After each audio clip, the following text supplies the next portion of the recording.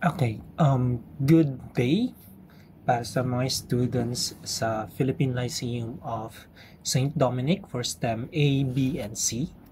Okay, so I made this video as an introduction doon sa lesson natin about concentrations on Saturday. So it is very important muna na panoorin niyo itong dalawa. The first part will be this one, how to calculate the molar mass of elements and compounds, and then there will be another video that will tackle how to compute for the number of moles if you are given the grams or the number of atoms. Kasi fundamental skill siya when it comes to calculating the concentration of solutions. Okay, so mag-start muna tayo doon sa molar mass of elements and compounds. Okay, molar mass. Okay, so this is pretty straightforward lang. Madali lang naman siya. Okay, so let's start with the molar mass for your elements. Okay. Actually, madali lang natin malalaman yung molar mass ng mga elements kasi all we have to do is look at the relative atomic mass of those elements in your periodic table. Okay, so dapat meron kayong periodic table all the time. Okay, for this chapter. And ano nga ba yung relative atomic mass? Makikita niyo yun sa periodic table niyo. Usually, nasa taas siya, around this area, or sometimes, nasa baba siya. So, for example, ito, yung relative atomic mass ng hydrogen natin will be equal to 1.007. Sometimes, naka-express yan ng AMU. Okay? But, we can find yung molar mass ng hydrogen kasi all we have to do is convert this AMU into grams per mole. So, in this case, yung molar mass ng hydrogen will be 1.007 grams per mole. Okay? So, yan lang naman siya. That is now your molar mass.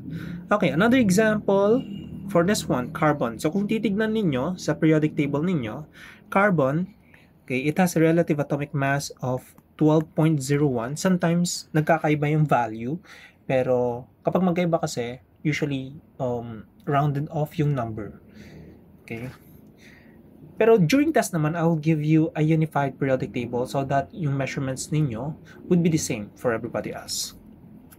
Okay, so it will be 12.01 AMU, and we can find yung molar mass ng carbon as 12.01 grams per mole. Okay, same thing with oxygen. So as you can see dito, yung oxygen natin is 15.99994 AMU. Kasi ang unit ng relative atomic mass natin, AMU yan. Pero we can find yung molar mass. Same lang naman siya sa relative atomic mass. It's just that we need to change the unit. Okay, so sa oxygen natin, that will be 15.9994 grams per mole. Okay, so that's it. That's it for the molar mass of elements. Now, paano naman if ang hanapin natin is yung compound? Okay, letter B, compounds. Compounds. Okay, yung molar mass ng mga compounds.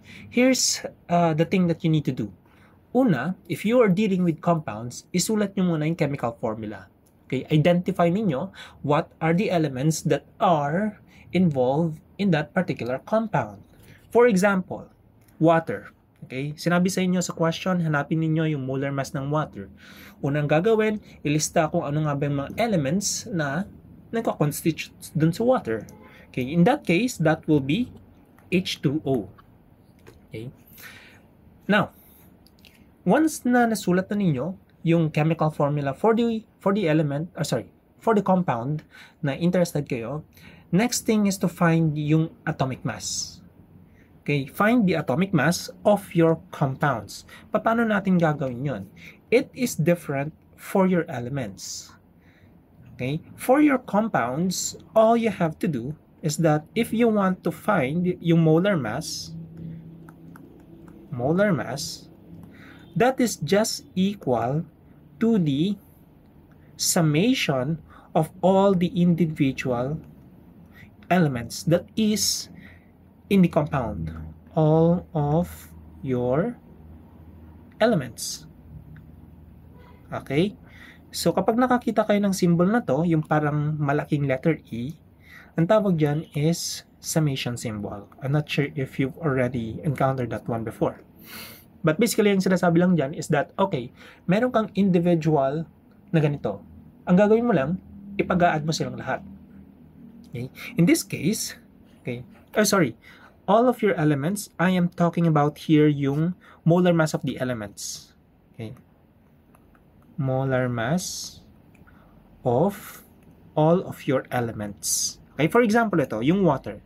Sige, I'll change the ink symbol for this. Okay, ano nga ba yung molar mass ng hydrogen? So, based dito, sa taas kanina, ang molar mass niya is 1.007. Okay, 1.007. That's for hydrogen. But, hydrogen. Molar mass niya is 1.007. Pero, kung titignan natin, on your compound, meron kang dalawang hydrogen represented by the 2 subscript. So, ang kailangan natin gawin is i-multiply natin to by 2. Okay? So, if we do that, okay, that will be 1.007 times 2. That will be 2.014 grams per mole. Okay? Meron tayong unit ng grams per mole. And then, next thing is yung oxygen. Sabi natin kanina, ang molar mass ng oxygen is this one. 15.9994 grams per mole. 9994. Okay, meron siyang unit ng grams per mole. Don't forget about that one. Always, kapag we are dealing with your molar mass, grams per mole yung unit natin dyan. Okay. And then all we have to do is just add.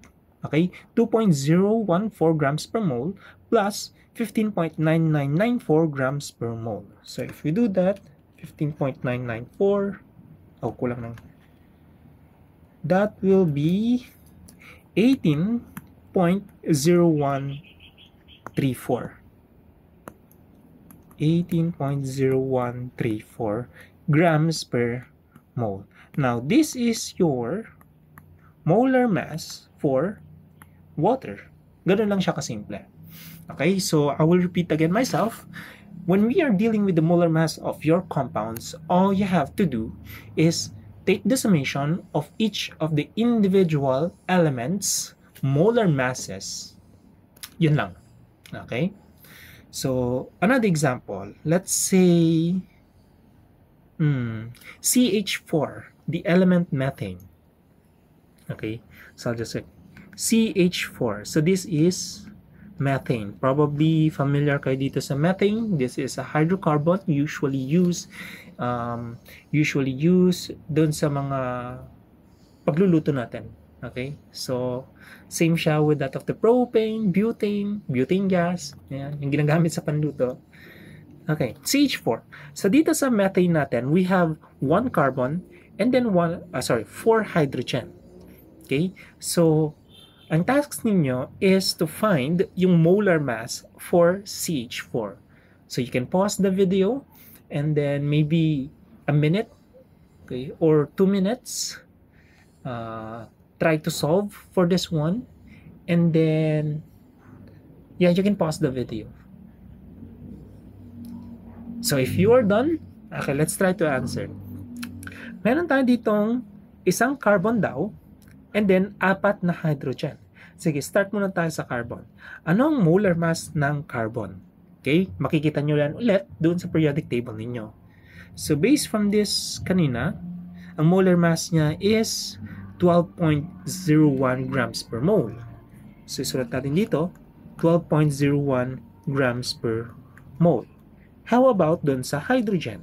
Again, ito lang siya, 1.007. 1.007 grams per mole. However, kung makikita ninyo dun sa compound natin, meron tayong 4 na hydrogen. So, we need to multiply yung 1.007 by 4 times 4. Okay? Oh, sorry. So, if we try to compute everything and then add the answers, we will get 12.01 plus 1.007 times 4. We will get a number which is 16.038 grams per mole. Okay, ito na ngayon yung molar mass of CH4 or yung methane natin. Okay? Sometimes, yung symbol natin for your molar mass is something like this.